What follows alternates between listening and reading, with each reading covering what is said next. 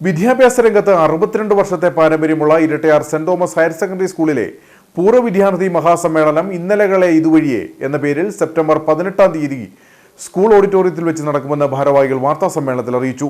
ഉദ്ഘാടന സമ്മേളനം, watch തിരിഞ്ഞുള്ള മീറ്റിംഗുകൾ, souvenir പ്രകാശനം, കലാമേഖലയിലെ പ്രമുഖരെ പങ്കെടുപ്പിച്ചുകൊണ്ടുള്ള മെഗാ നൈറ്റ് ഉൾപ്പെടെയുള്ള പരിപാടികളാണ് സമ്മേളനത്തിന്റെ ഭാഗമായി നടക്കുക. മഹാസമ്മേളനത്തിന് മുന്നോടിയായി 62 വർഷക്കാലത്തെ പൂർവ്വ വിദ്യാർത്ഥികളെയും അധ്യാപകരെയും കൂട്ടിച്ചേർത്ത് ഇതുവരെയുള്ള പ്രവർത്തനങ്ങൾ അവലോകനം ചെയ്യുന്നതിനും തുടർ പ്രവർത്തനങ്ങളുടെ തയ്യാറെടുപ്പുകൾക്കുമായി ഏപ്രിൽ 7-ന് ഉച്ചകഴിഞ്ഞ് 2:30-ന് സ്വാഗത സംഘ രൂപീകരണം നടക്കും. കൂടാതെ മഹാസമ്മേളനത്തിന്റെ ടൈറ്റിൽ സോങ് ലോഞ്ചിങ്ങും പരിപാടിയിൽ നടക്കും. ഇരട്ടയാർ സെന്റ് തോമസ് സ്കൂളിൽ 1962 മുതൽ ഒരു വർഷമെങ്കിലും പഠിച്ച എല്ലാ പൂർവ്വ വിദ്യാർത്ഥികളെ പങ്കെടുപ്പിച്ചുകൊണ്ടുള്ള ഒരു വിദ്യാർത്ഥി സംഗമമാണ് നമ്മൾ ഉദ്ദേശിക്കുന്നത്.